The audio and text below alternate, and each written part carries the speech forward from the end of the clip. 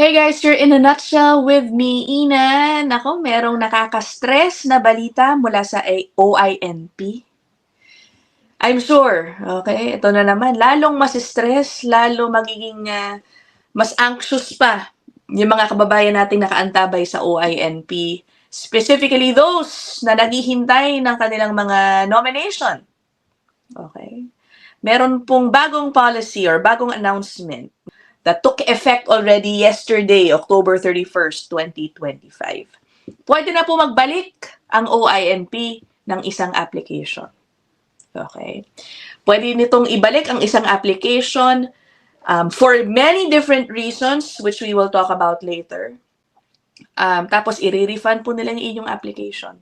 I-refund po nila yung inyong binayad. Pero sa totoo lang, mas more than the issue of refund, what's more frustrating, I'm sure, yung matagal na oras na hinintay, ng mga kababayan natin dyan.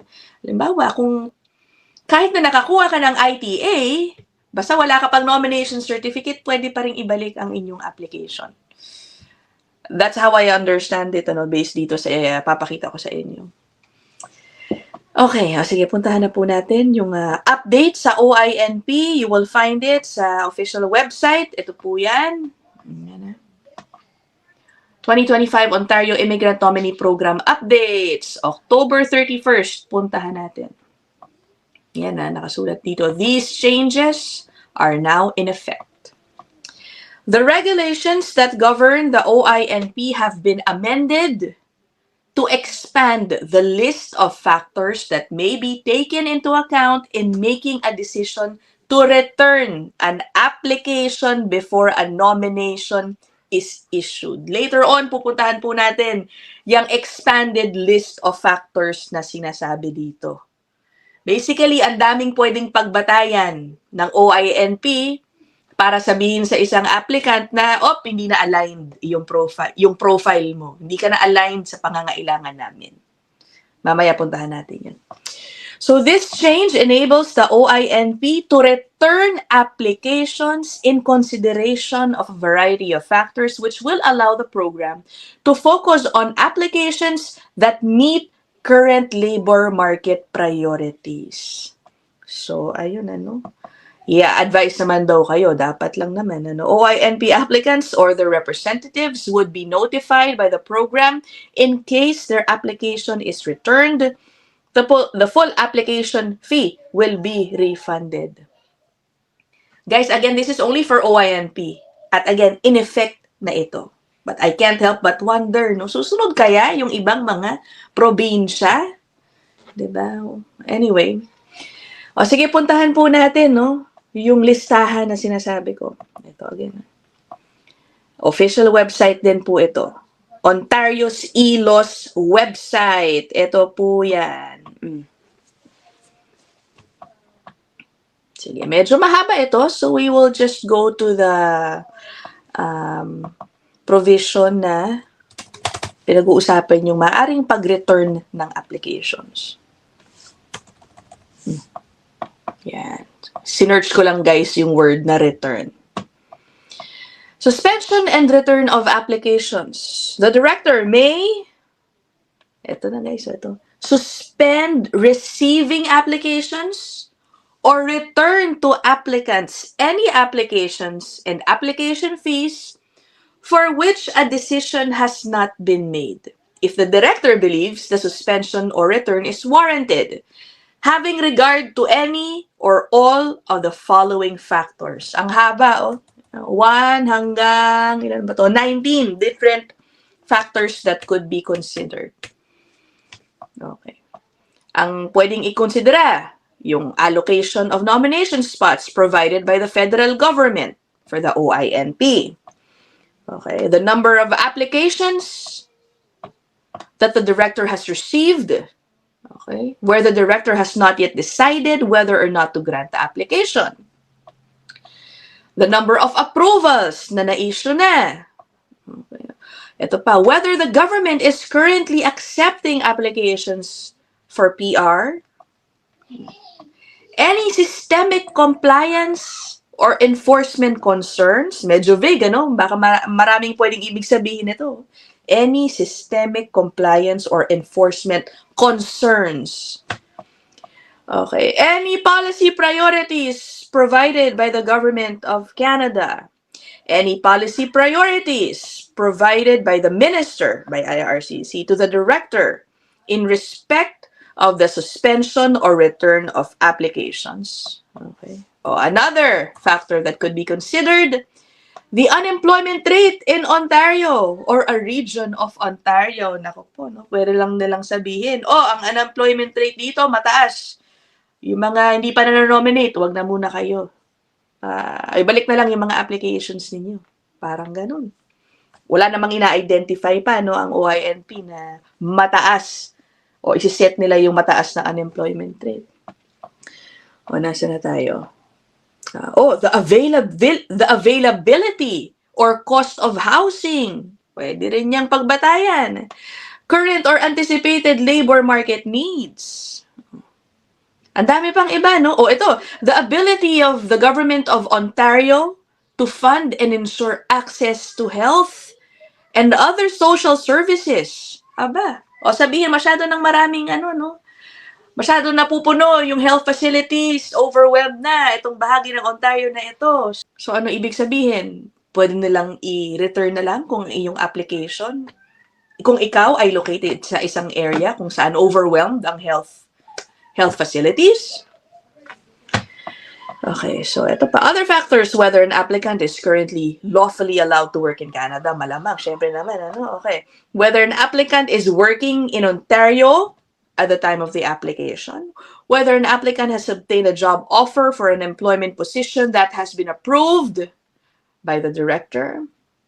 Pwede rin, no? Ibalik. Depende sa proficiency mo sa English or French. The applicant's employment and wage history. Paano kaya to? Okay.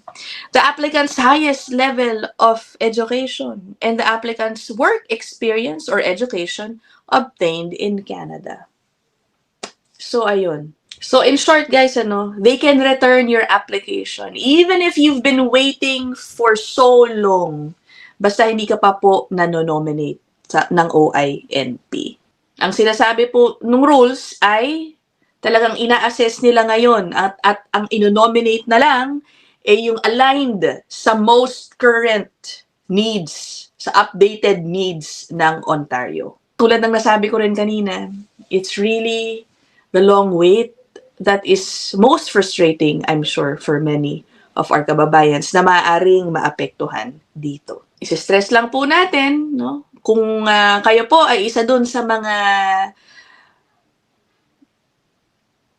And again, basta i-advise daw po, okay, yung mga taong i-return na lang ang kanilang applications. Ang saklap, no? Just last week, may nagprotesta, a small group of people affected by the delays sa OINP. Nakahanap sila ng kakampi sa isang MPP, si Alexa Gilmore. At sumama sa kanilang protesta na nawagan kay Doug Ford pa, no? Na ayusin nyo naman yung long delays diyan sa OINP. Ang dami na rong na-invite, okay? Hanggang ngayon, wala pang balita kung ano na nangyari.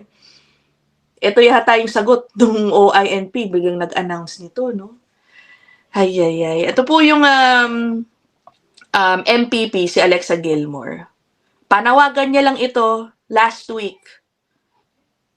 OINP program allows the province to nominate individuals for Canadian permanent residency based on their skills and the needs of the Ontario labour market. And now, for many, many years, this program has been broken, plagued by delays, needless red tape, weak enforcement, and applicants are left in limbo for months and for years. And the consequences for Ontario's economy, for these workers' lives, well, these consequences are devastating. Just last week, Ravi wrote to me, and he said, years of loneliness, years of missing home, years of constant, deliberate, hard work, juggling studies and shifts and sleepless nights, all in hope of a bright future. But when the time finally came for a peace, they just walked away. They left us with nothing. Was it all worth it? To Ravi and all those left in limbo by this government on the OINP. Let me say that this government has treated you cruelly and without compassion. It was Ontario that wooed you because we needed your skills. It was the Ford government that invited you to apply because your point score was so high. And then they asked you to pay $1,500 of your own money, and they told you that the average wait time was 150 days. And then something shifted. Okay guys, tignan niyo yung caption dito. Thousands of skilled workers were invited by this government, then abandoned. Yun na nga wala pang nomination after nila ma-invite. Okay. Delayed, ignored, left without status, work permits, or healthcare. Nag-post siya ng ilang pictures doon sa protesta nila. Saan nga ba ito ginanap? I'm not sure. So may Ottawa yata, no? I'm not really sure where, pero ito po yung ilang pictures posted on her X account. Ayan. Yan po yan. Nakasulat dun sa isang banner, skilled, promised, betrayed. Ayan. This post was actually from this morning lang, November 1 ng umaga, no? So lumabas na yung rules, yung announcement ng OINP tungkol sa pagbabalik ng applications. Ang sabi ni Alexa Gilmore, skilled workers who followed every rule are being left in limbo as their work permits expire and their futures remain uncertain. The OINP, which allows the province to nominate qualified workers for PR, was meant to provide a clear path for those who contribute to our economies and communities and economy. Instead, long delays have left applicants waiting for answers that were promised months ago. So it appears to me, nung pinost niya ito, bandang 9:56 ngayong umaga, hindi pa siguro siya updated dito sa in-announce ng OINP.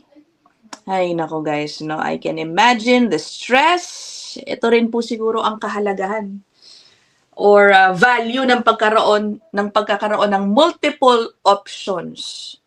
Diba? Hindi lang po sa, halimbawa, OINP ka naghihintay. But I know the reality is, marami rin pong ganun. Dito lang nakaabang. Tapos maririnig nila tong balitang to. Nako po. Sige. Maikli lang po naman ito, no? I just wanted to update you guys on what's happening. Again, this is only for OINP. I do not know. No word yet if other provinces will follow. I can't help but think, parang inunahan pa ng Ontario yung Bill C-12, ano?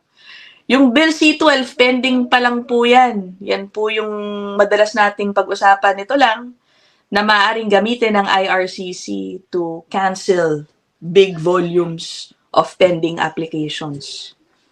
Diba? Parang ganun din to Inunahan sila ng OINP, no? Yung Bill C-12, hindi pa po yan pasado. Pinag-uusapan pa lang po yan sa House of Commons. At this early, actually, marami nga pong planong i-contest yan. Thousands of legal challenges are expected to be brought against Bill C-12. But here we are in the OINP just announcing what appears to me, no? Parang similar. Similar, no? Not the same. But definitely, parang pareho ang magiging epekto, no? Let me know what you guys think. I will end this episode here. I'll see you guys in the next one. Bye!